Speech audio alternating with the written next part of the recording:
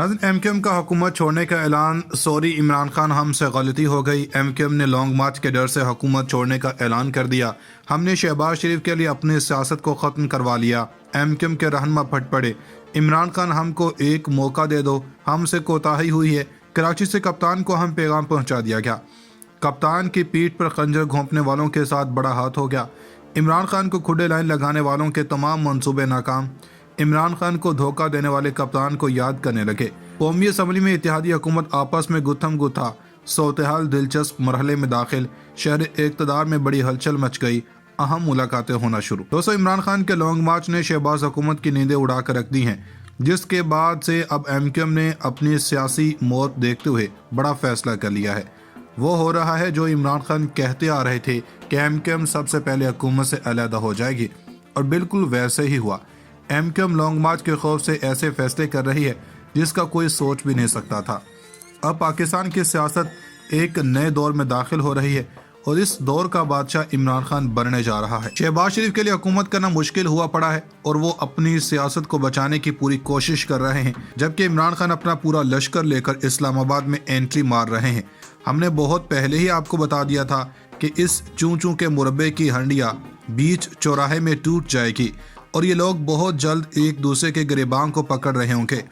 इसके अलावा हमने आपको ये भी बताया था कि इमरान खान की पीठ पर खंजर घोंपने वालों के साथ बड़ा हाथ हो जाएगा, क्योंकि 12-14 जमातें मिलकर एक दूसरे के खिलाफ ओपोजिशन तो कर सकती हैं, मगर ये एक दूसरे के साथ मिलकर हुकूमत नहीं कर सकते। और बिल्कुल ऐसे ही हुआ।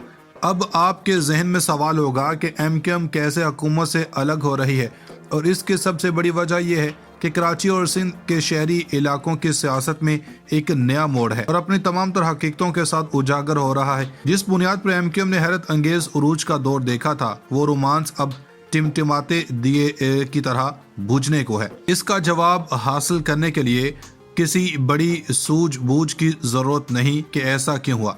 इसका जवाब बहुत सीधा साधा है। वो कुछ नहीं हुआ जिनको वादा किया गया था। वो तवक्कुआत, वो उम्मीदें जो कराची में रहने वाली अक्सरियती आबादी उर्दू स्पीकिंग ने एमक्यूएम से वाबस्ता की थी, पूरी नहीं हुई। एमक्यूएम के तर्ज अंदाज और तर्ज फ़िक्र ने वो रोशन रास्ते मुतय्यन नहीं किए जिनकी इनसे तवक्को की गई थी। होना तो ये चाहिए था कि गुज़श्ता 40 साल में वो लोग और वो जमातें जो सिंध के शहरी इलाकों में ख़ुसूसन और पूरे सिंध में अमूमन सरगर्म अमल रहीं, इक़्तिदार में रहीं, वो खुद आज ये सोचें कि इन्होंने सिंध की तरक्की, खुशहाली, बाहम मेल मलाप, रवादारी और अमन व सुकून के लिए क्या किया। वो ज़रा मुड़ कर देखें कि इन्हें जो किरदार अदा करना चाहिए था, क्या इन्होंने वो किरदार अदा किया या नहीं। तो जवाब नफ़ी में मिलेगा। ऐसा लगता है कि कराची के सियासत में एमक्यूएम का टाइटैनिक अब डूब रहा है। वसीम अख्तर ये तस्लीम कर रहे हैं कि एमक्यूएम ज़वाल का शिकार है। फिर दिलचस्प बात यह है कि एमक्यूएम कामरान टेसोरी के गवर्नर लगाए जाने का भी मुदल्लल दिफा नहीं कर पा रही। इस मामले पर इसके मुख्तलिफ कैडर्स निहाल पुरजोश भी नहीं। 2018 में एमक्यूएम ने पहले अपने कन्वीनियर फारूक सत्तार को इसके सरबराह से हटाया, और फिर 8 साल तक एमक्यूएम की नुमाइंदगी करते हुए कराची के मेयर रहने वाले फारूक सत्तार की मेंबरशिप भी ख़त्म कर दी।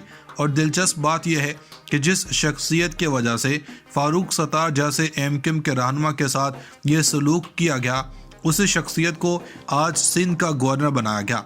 लेकिन इनकी वजह से पार्टी से निकाले जाने वाले फारूक सत्तार अभी तक पार्टी से बाहर हैं, और पार्टी मुसलसल जवाल का शिकार है।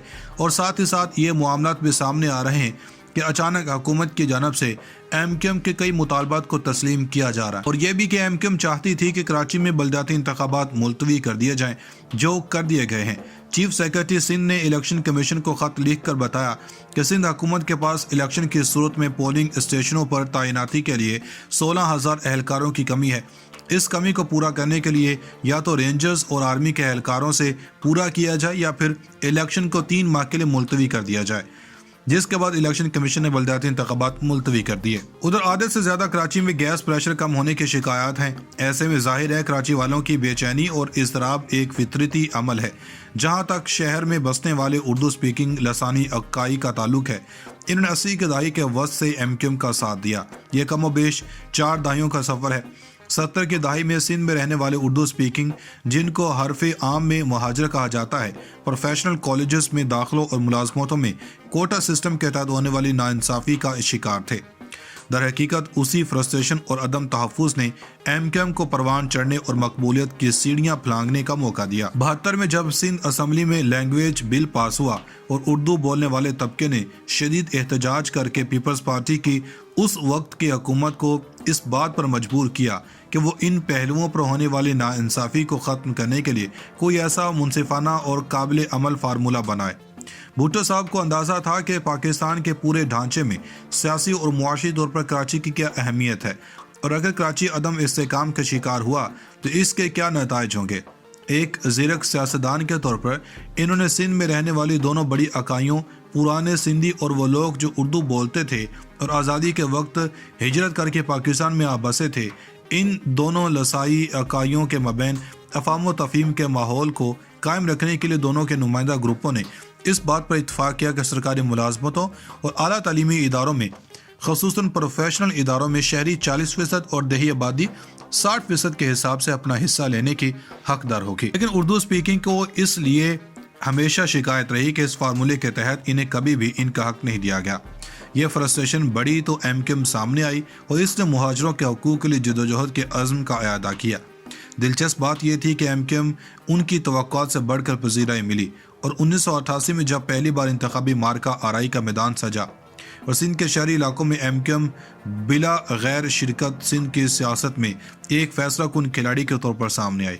ظاہر ہے آبادی کے تناسب اور اسمبلی میں نشستوں کی تقسیم کے اعتبار سے ایم کیو ایم اعداد کے مطابق حکومت بنانے کی پوزیشن میں نہیں آئی، لیکن یہ ضرور ہوا کہ 1988 کے انتخابات میں پیپلز پارٹی نے مرکز اور صوبہ سندھ میں حکومت بنانے کے لیے ایم کیو ایم کی معاونت حاصل کی، اور 1990 کے انتخابات میں پنجاب اور مرکز میں حکومت بنانے والی مسلم لیگ نون کو بھی اپنی حکومت کو استحکام دینے کے لیے ایم کیو ایم کا سہارا لینا پڑا۔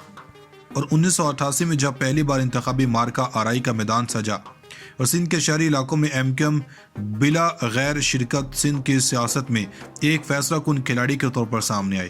ظاہر ہے آبادی کے تناسب اور اسمبلی میں نشستوں کی تقسیم کے اعتبار سے ایم کیو ایم اعداد کے مطابق حکومت بنانے کی پوزیشن میں نہیں آئی، لیکن یہ ضرور ہوا کہ 1988 کے انتخابات میں پیپلز پارٹی نے مرکز اور صوبہ سندھ میں حکومت بنانے کے لیے ایم کیو ایم کی معاونت حاصل کی، اور 1990 کے انتخابات میں پنجاب اور مرکز میں حکومت بنانے والی مسلم لیگ نون کو بھی اپنی حکومت کو استحکام دینے کے لیے ایم کیو ایم کا سہارا لینا پڑا۔